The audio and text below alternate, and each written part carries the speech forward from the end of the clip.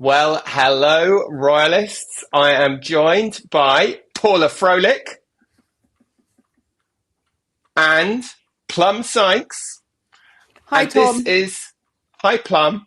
This is the Royalist After Show. And we are attempting currently a lunar shuttle, as you all know, is orbiting around the moon. But this is as nothing compared to the technical genius that is going on the Royalist, as we are attempting to have three of us in the show at the same time without any of us talking over each other at the same time. And we're going to be having clips from the Royalist show. So without further ado, Ben, why don't you play the first clip and then we could let Plum talk about. We're going to talk about our favourite bits from the show. We want to hear about your favourite bits from the show in the comments, please. And Ben, I'll put your comments on screen. And we're just so excited to have you here. And of course, Robert Jobson was the big star of yesterday's show. Not to say that Plum and Paula were not also the stars, but we had Robert Jobson on who had this incredible information about how sick the king really is, that for me was the headline of the show.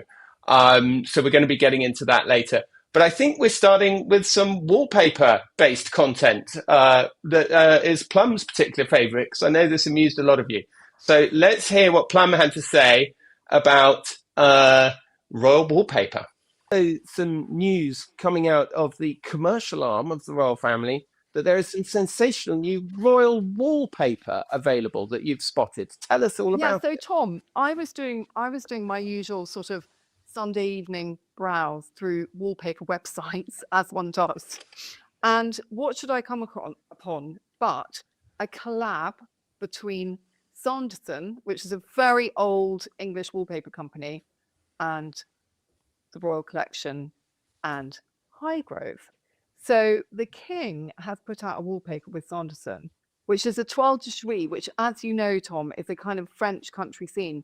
But guess what's in the country scene on the wallpaper? Peacocks? His garden at Highgrove. So if you are a huge fan of the royal family, go along to Sanderson, click on wallpaper, Highgrove, and you can buy the Highgrove toile de Jouy, cover your, beautiful American living room in it. Feel like you're at Highgrove every day of the week. Brilliant, brilliant. Well, Plum, tell us more about your Sunday evening wallpaper habit. This is what people want to know. Do you actually sit I there on a Sunday evening and browse oh, wallpaper websites?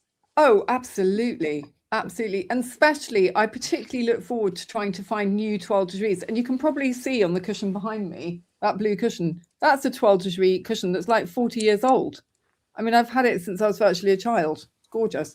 But what I loved about this story was that, the king, he's at it again. He's making stuff with Highgrove. He's long had a shop in Tetbury called, the Highgrove shop, which sells, cookies, butter, honey, all sorts of things.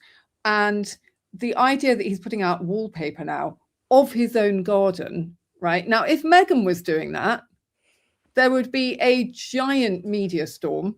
But somehow, when it's the king, it's all very chic. He has got incredible taste. It's well known. It's well known that he has. Can I just add in a quick second here? I am moving in about 6 weeks, so I am extremely excited by this wallpaper. I feel like in my American bathroom, it's going to look fabulous. And I'm glad Megan's not doing it, because then there would obviously be pictures of her somewhere in it. And I really don't want her watching me while I go to the bathroom. Exactly. And the thing is this kind of wallpaper looks incredible with the fabrics, with the curtains, with the sofa, which you probably saw in the picture.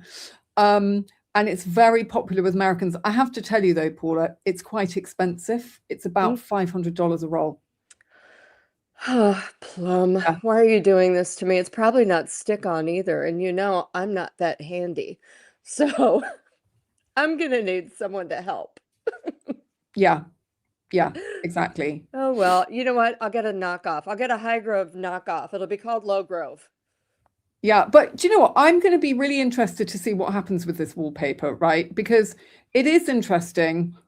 Can the royal family do merch and have it be okay. Now, what's so interesting is the corgi brooch, which obviously I'm completely obsessed with from Burberry, completely sold out already. You can't get it anywhere. So people do want this stuff, and the royal family being quite clever by doing it in a sort of low-key way. There isn't very much publicity. It's only people like me who are completely obsessed with things like 12 de Jus wallpaper and corgis who are going to find these things, but that's what I'm here for.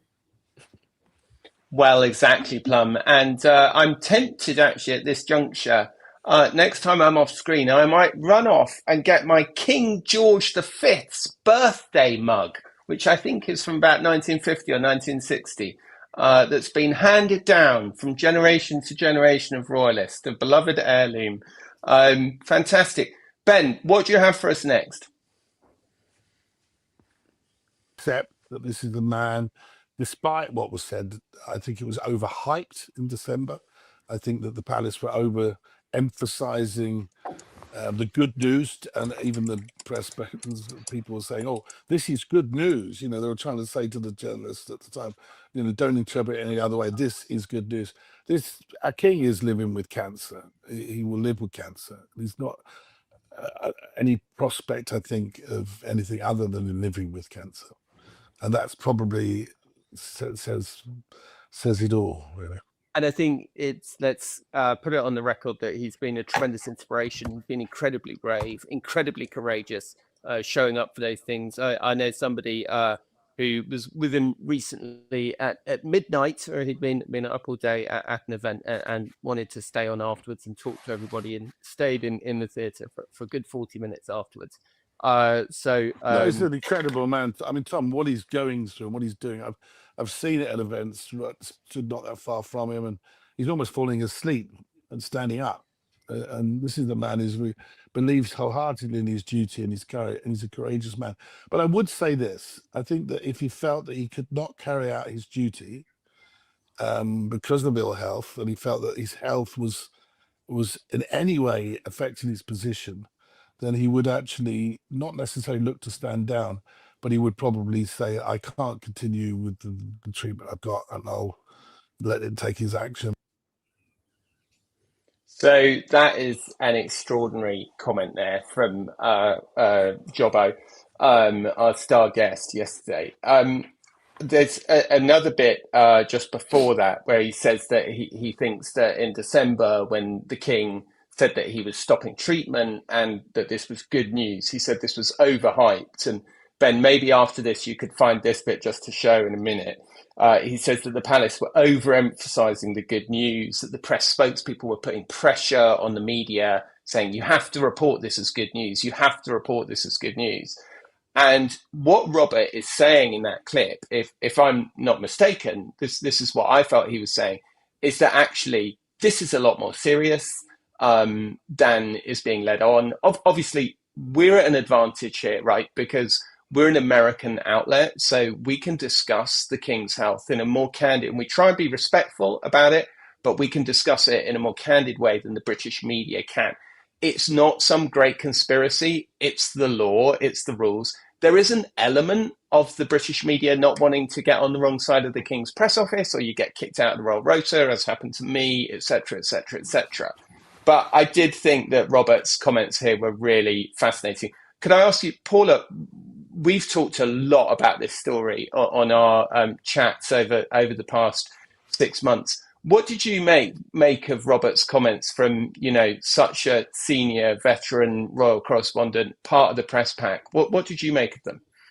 I was applauding it, frankly, because, you know, this is something that you and I not only have discussed about, but we've written about. And I have been doing it for at least, I would say, 8 months, that all is not what it seems. And it's fascinating to know that Jabbo gets it. He also sees it. He's been seeing it up close, and he backs up everything you and I have been saying, that it's not that great. You know, I also wrote that King Charles was not going to go for the full 100% treatment. He wasn't doing radiation and chemo.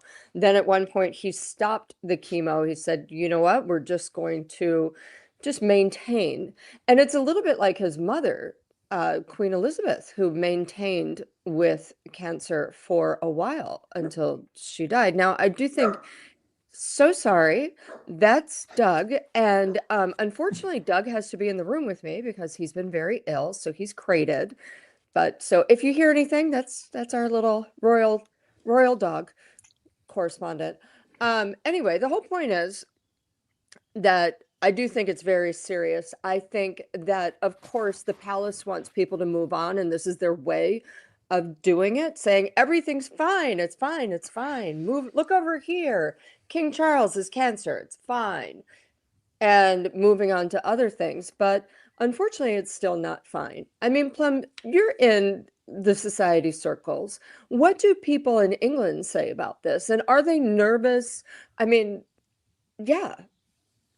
Well, do you know, it's funny because I was just listening to what Tom was saying about there being a sort of a ban on it in the UK. And of course, I sort of read lots of English newspapers. And what's interesting is there isn't anything about it in English newspapers. So actually, people aren't really talking about it. So I think it's gone off the radar here because of these rules, Tom, that you're talking about.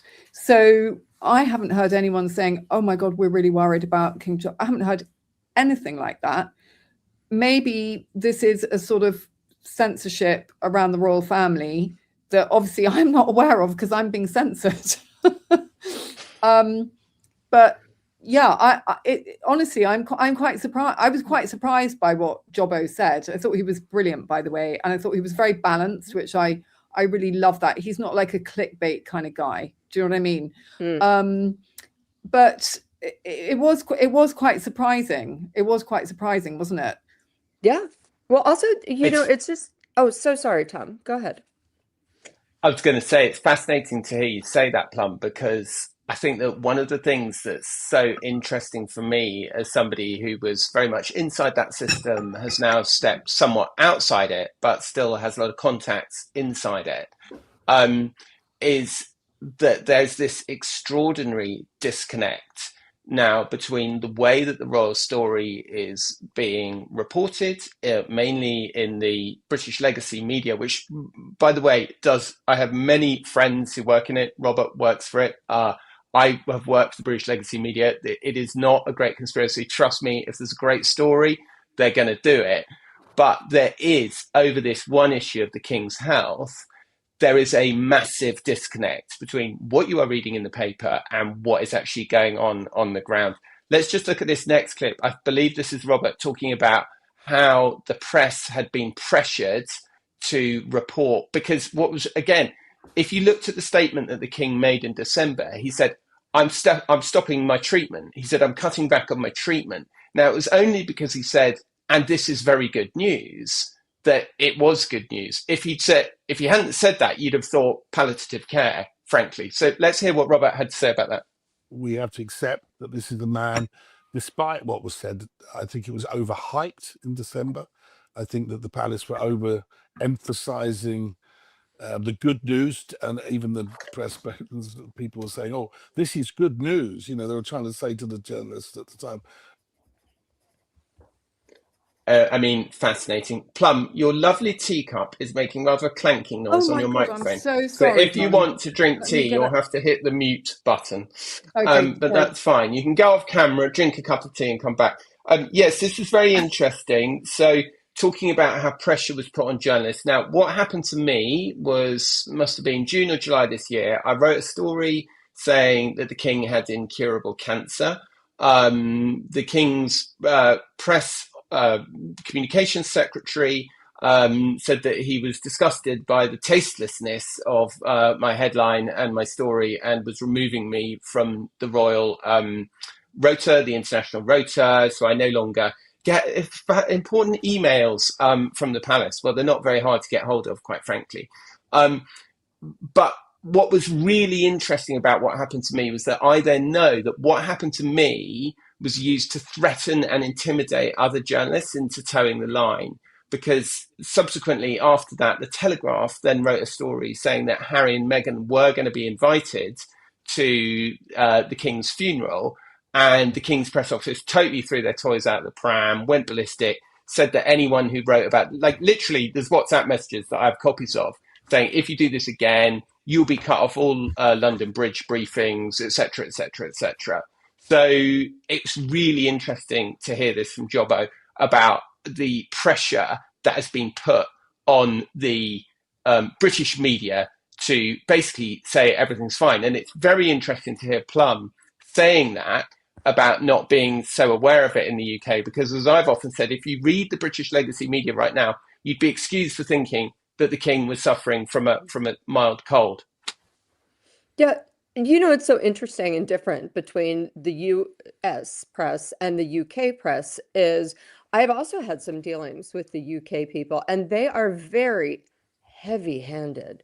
You do this, this is what we say, and if you don't do it, then you're in trouble. And there's no kind of working with the press, whereas in the US, it's much more collaborative and much more far-reaching.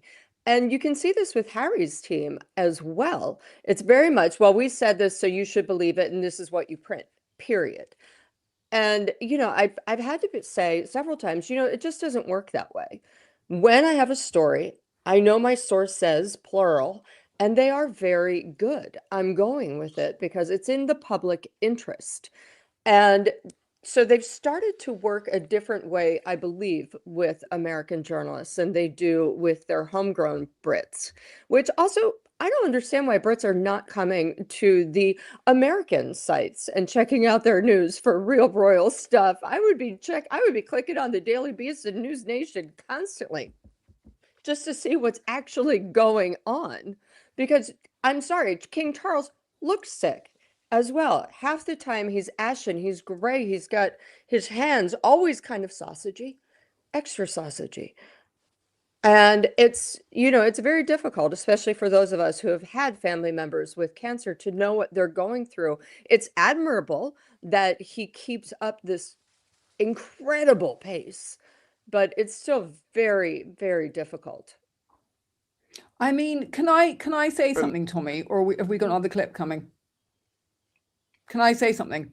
So yeah, you see, what I think Paul is saying is incredibly interesting on so many levels, because it's about things like the workings of the media, the difference between the workings of the media in the US and the UK, right? And I've obviously spent a lot of time being part of the US media, Vogue, but obviously we don't really cover, health problems in the royal family. Sorry. But there's a few things as well, which is, Paula, I know you're a Brit because you told me that you've got a British passport, but we're very polite here. Like, it's rude to talk about people's health, okay? It's rude to do that. Princess Catherine didn't really reveal anything until she absolutely had to, and she then didn't reveal what kind of illness she actually had, and we still don't know. It's considered very personal here. We don't spill the beans in England in the same way that Americans do, and we certainly don't spill the beans about our health, right? The other thing I was going to say is, Tom, remember this, you'll remember this, when Edward and Mrs. Simpson were together, it was all over the American press and it was not in the English press, and no one here knew. Of course, there wasn't the internet then, so they couldn't kind of log on in like 1930, whenever it was, and check. But, I read the New York Times, but they're not covering the royal family. Yeah, so the New York Times and some of the big American broadcasters are sort of de facto members of the Royal Rota because they get access. So they have to kind of agree to the rules. So they're not reporting it. They're doing a little bit more than the UK, but not much. And of course, a lot of media is recycled anyway out of the British stuff. So, which is why the people like me and Paula, who are genuinely independent and genuinely doing reporting and genuinely have sources, are different, and we're worth visiting. But if you visit a lot of the US media, it just recycles what's in the British media, so it's kind of inevitable that it ends up recycling it. Paula, go ahead. I was just going to say, it's actually gotten quite big because now you have places like the Wall Street Journal getting onto it. the Harry, the Meghan, and of course the Wall Street Journal's last story, where the last line was just a jaw dropper, where it kind of intimated that if Harry were to get remarried, wink, wink, he would have to ask William who would be the next king, and they kind of intimated at Charles's end of reign, if you will. So Plum, I hear you about the cultural differences, but I also think when it's in the public interest, that's a little bit different. And I just appreciate freedom of speech. I think that one of the, may I just say one thing? So Yeah. I think that Plum, you said this very interesting thing about how Catherine managed it really differently. I think it's really important to remember that Charles never intended to announce that he had cancer. Right, what he intended to announce was that he was having treatment for a benign prostate enlargement. Okay, and he made a massive mistake in that he announced he was going in for treatment before the treatment was complete, because benign prostate enlargement is a kind of fashionable charity. It's a thing that affects a lot of people. It was a way of ringing the changes, of marking the difference from his mother's reign, who was always so incredibly secretive about her health. So he said, I'm going in to have benign prostate enlargement treatment, which is very, very common. A lot of men have to have it. And it's true. It's a serious health thing. You shouldn't be embarrassed about it. But of course, what the Queen would have done in a similar situation was she'd have gone and had her procedure. And once the procedure was over, she should have said, I've had this procedure and it was all a great success. Unfortunately, when Charles went in for this procedure, they found the cancer. And they were then bounced into announcing it 3 days after Charles found out he had cancer. He had to announce it. So although there was criticism around the way Catherine disappeared from view, at least they were able to manage the timetable of the announcement of her cancer. At least they knew the prognosis. They knew what was going on. They knew the situation. It was much more managed. So I'm afraid the whole Charles cancer thing has been a complete mess from the beginning. They announced it in a rush, in a hurry, in a disorganized way. They then kind of tried to retrofit transparency onto it when it wasn't really about that. And then they've withheld a lot of information. For example, what's actually wrong with him and how long he's expected to live.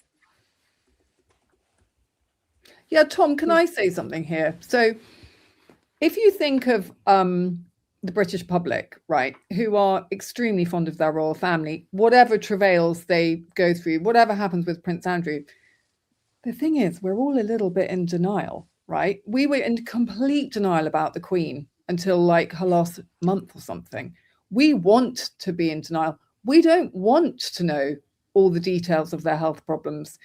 And I think that's a very British thing. And I'm not sure, Paula, whether I completely agree with you that the royal family's health diagnoses are part of what's known as public interest. I'm just not sure. So I'd like you, Paula, to respond. I think we should agree to disagree, Plum, and that's okay. I think, to be fair, it is a big deal. It's the head of the Commonwealth. It's more, especially when people are hurting with taxes. It's another ceremony. It's this, it's that. And he is head of state. So whenever there's another head of state or there's a problem with head of state, it's absolutely public interest. But I hear you, and I'm willing to agree to disagree, my love. Tom? I think that the problem is that it is a matter of public interest because, A, he said that he has cancer. B, it's pretty clear that it's incurable. As Robert Jobson says, he's going to be living with it at the end of his life. And C, it's a constitutional monarchy. So it's like how it was put to me, Plum, somebody who said to me, from the moment Charles announced that he had cancer, everybody involved with the royals, whether you have the royals as a patron of your organization, whether you work for them, whether you work for an organization associated with them, especially the arts organizations are terrified because William and Catherine appear to have very little interest in the arts. You have to act like the king could drop dead tomorrow. You have to start making those plans. And I think it's odd that a lot of this stuff is happening within institutions behind the scenes that are all desperately trying to find out what the true state of the king's health is. And it's not being openly addressed by the media. But they made a massive tactical error by saying he had cancer. Like, you don't pre-announce that the king is going to die. But as I said, they didn't mean to do it. And I always refer to this brilliant scene in Wolf Hall where Henry VIII is knocked off his horse in a jousting match and dies for like a minute. And everything goes crazy, right? Everything goes crazy. Everyone's screaming at Cromwell going, "You bastard, I'm going to get you. You're a dead man." Like, the whole world has changed. Cromwell goes up. He sees the king lying there and he's like, he starts thumping him on the chest. He's thumping him and he's thumping him. He's going, come back to life. Come back. And he splutters back to life. And it's like, everybody can like, oh my God, thank God, the world hasn't, because that's the thing, right? When the death of kings and the death of monarchs is the stuff of narrative. It is the stuff of story. And it's shaping this story on such a fundamental level that I think it must seem quite mysterious, a lot of what's going on with the royals at the moment, to people who are not aware of the fact that the king is not, frankly, expected to live terribly long. But may we look at another clip, Ben? So the other amazing story this week was an interview by Katie Nicholl, fresh from her exhilarating court performance in the media trial of the century. Katie kind of alludes in the piece to Angela Kelly being there at the Queen's deathbed, which I've always been told.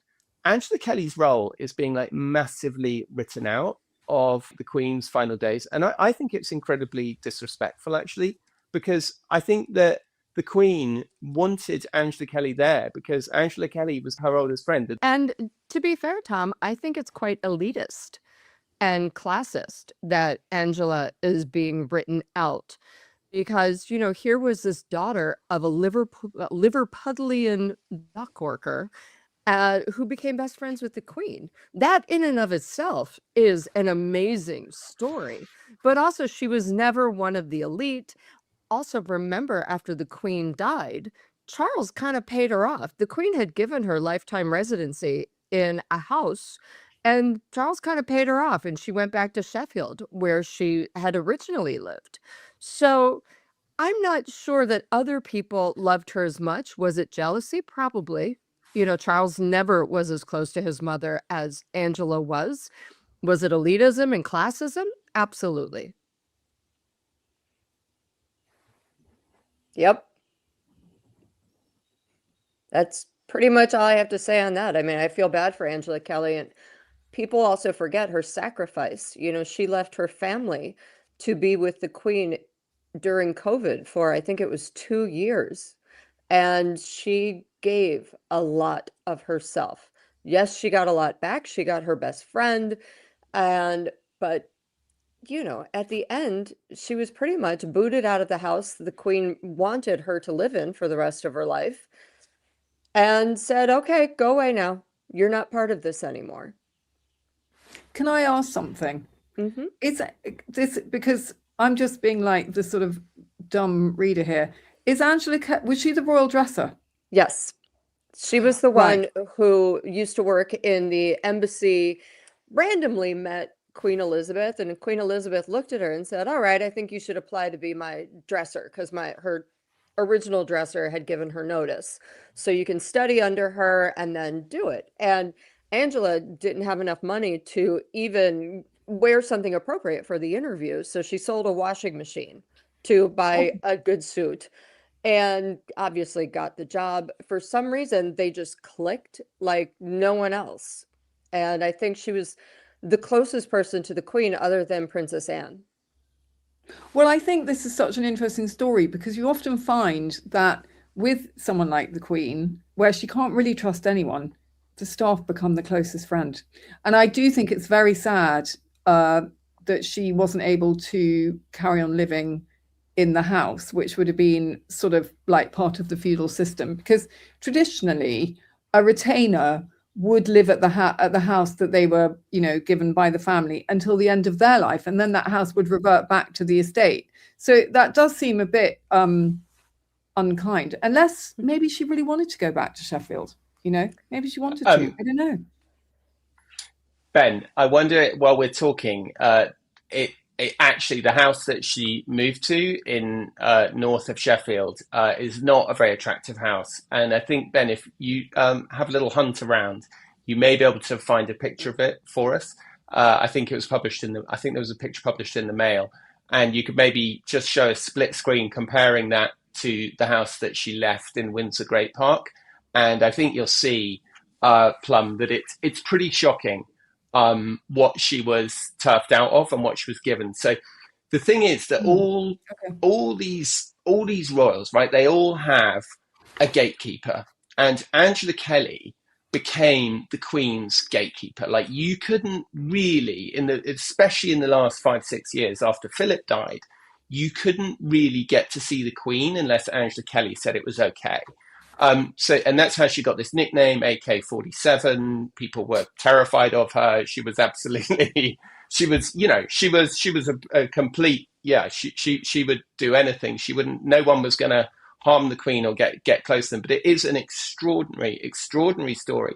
And the point is that she was at the Queen, and I have this on very good authority, and it's a subject, as you know, that I'm very interested in, the last day of the Queen.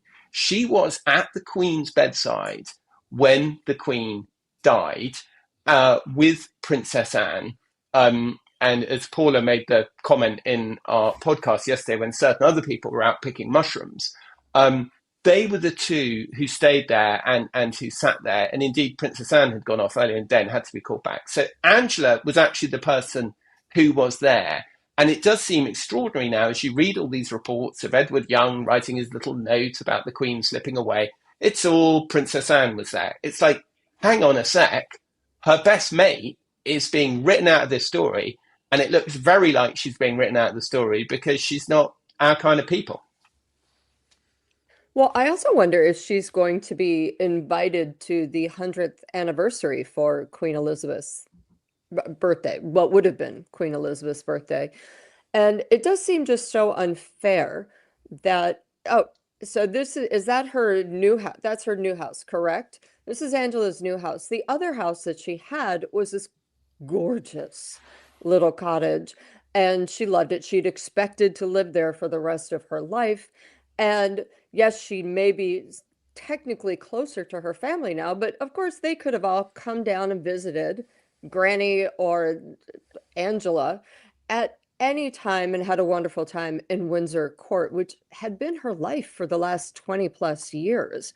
So it's just such a shocking shame to me. I know that she spoke to Katie Nicholl recently at Vanity Fair, but I would really love to maybe have a tea and some whiskey with Angela. And see, that's her old house. Which one do you prefer?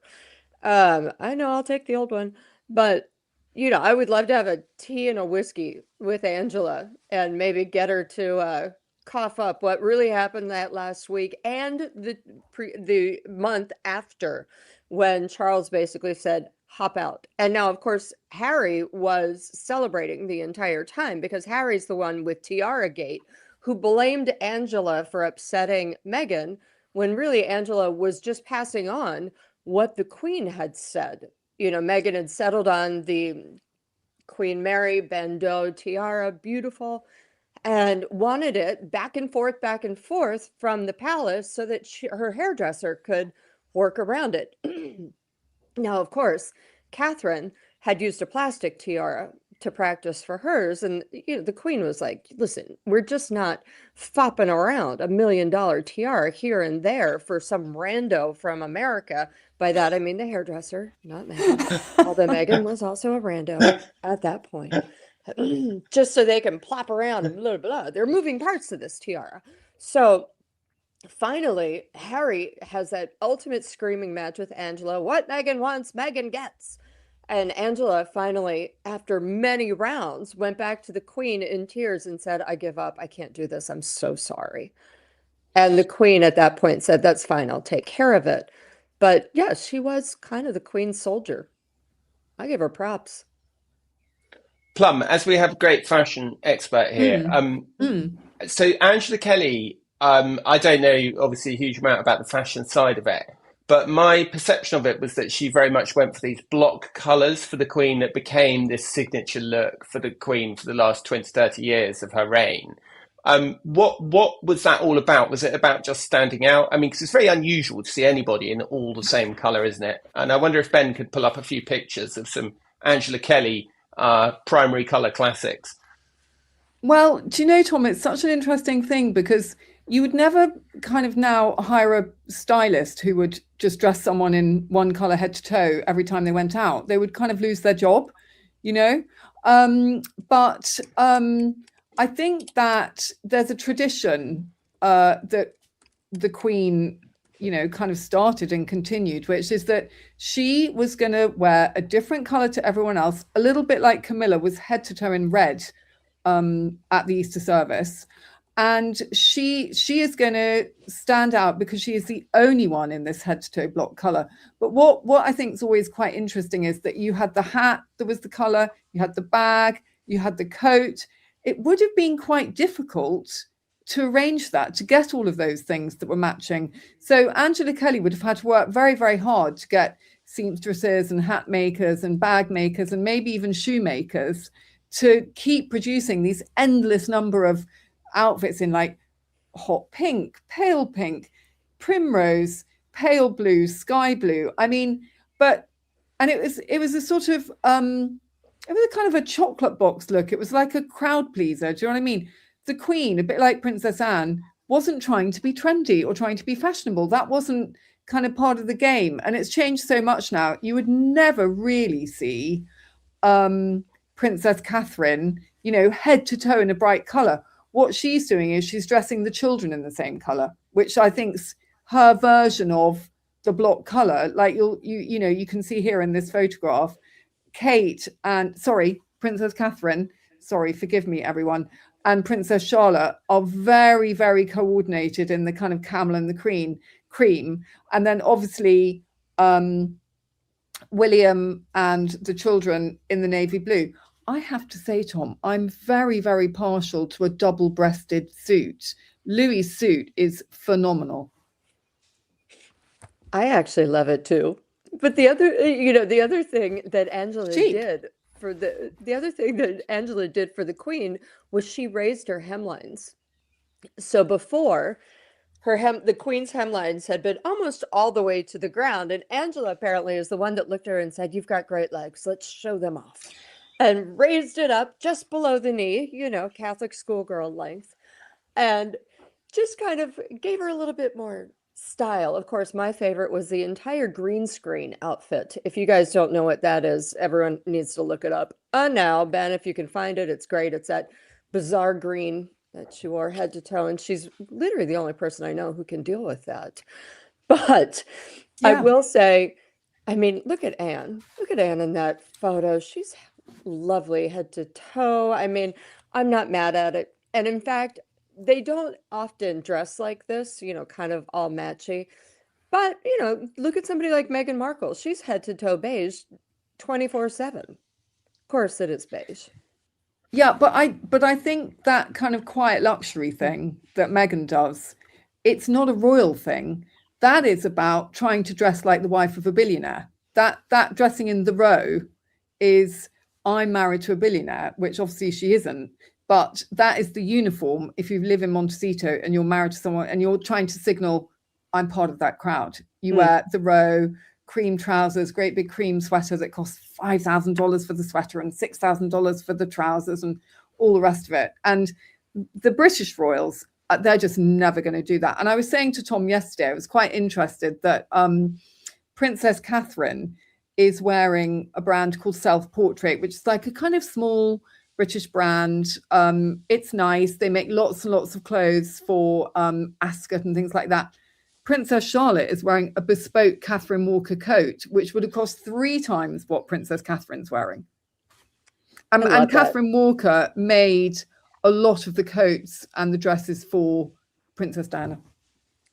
Oh, I love that. It's kind of like, remember when Michelle Obama came out and was wearing all J. Crew? And you're just kind of like, I got it. Okay. It's relatable. And it's something, I'm going to use this word that Meghan likes to use a lot. It's authentic. But It unlike is. Meghan, they are authentic and they are Yeah. actually people.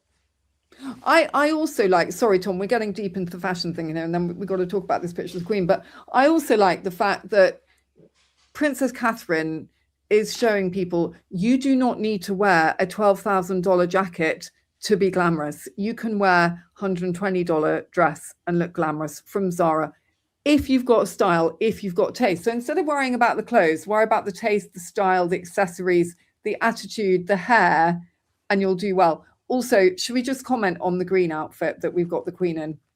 It's divine, isn't it? Who else could pull that off? No one. I just love the pizza over the outfit or the tomatoes, whatever it is. Amazing. I mean, So, Ben, I'd love to ask you, let's have one more clip. And then if there's any viewers out there who had a favourite bit from the show yesterday, tell us what your favourite bit from the show was yesterday, and we'll get Ben to put it on screen. Ben, do we have another clip we could watch and give us maybe one more segment to do before we must go and get our cups of tea? Because unlike Plum, we didn't cleverly bring them with us. Here we go. The Queen had always said, no, this is not a toy. This is something that is very valuable. We do not just take it out of the vault willy-nilly. It was up to Angela to try to prance about it and say, never giving up the Queen. However, finally, Harry has a real row with Angela, and that's, again, when what Meghan wants, Meghan gets, is screamed at. And Angela, in tears, goes to the Queen and says, I can't take any more of this. And this is after many, many battles. This was not her first go-round. And she had had enough and said, I can't take this anymore. And the Queen said, that's fine, I've got it. But the other issue was nobody could understand why Meghan needed the tiara so many times, or any time really, because Catherine, during the lead up to her wedding, also needed a hairdresser to see how her tiara would look and used a plastic toy one. Yes, an absolutely fascinating history. Yeah, so thanks very much, Paula. So that's the definitive account of the tiara there. I think we've kind of covered that one, Same though, so we won't story. talk about that again. Yeah. Can I just say, though, Tom, can I just say, it is the most incredible anecdote, isn't it? And what I'm interested in is how the hell that anecdote ever got out. Or was it just so outrageous that it was gonna seep out somehow? I mean, it's essentially it's because the staff were just so upset by the way they were treated by Meghan that there was an unprecedented spate of leaks that came out of the palace. I mean, culminating, of course. And while I'm talking about this, don't forget, if you've got a favourite bit from yesterday's show, send it in and Ben will put it on the screen. But of course, those leaks culminated in Prince William basically leaking the letter of Jason Knauf's complaint to Simon Case to Valentine Lowe at the time, which came out 3 days before the Oprah interview. Was this amazing letter from Jason Knauf, who was basically Meghan's chief of staff. I mean, he was actually her head of comms at the time. And he sent this letter to Simon Case, who was William's chief of staff, saying, I don't know what to do.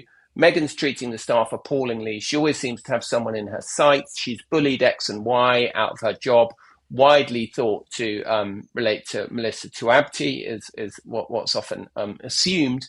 And the letter that Knauf wrote to Case was leaked basically by Prince William's office 3 days before the Oprah interview came out in an attempt to kind of spike her guns at the Oprah interview. So, I mean, how all this stuff came out basically is because the way it always comes out with staff who feel they've been, poorly treated by an individual, like to get their revenge. And that story, actually, what Meghan wants, Meghan gets, was interestingly broken by Robert Jobson. So, well, we can't full circle, Tom, back to Robert Jobson, who's absolutely brilliant, isn't he? Absolutely brilliant. He is. Okay, looks like we have another clip.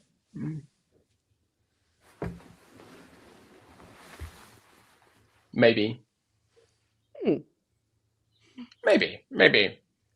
Well, while that's loading, thank you so much, everybody, for being with us. We don't take it lightly. In fact, let's.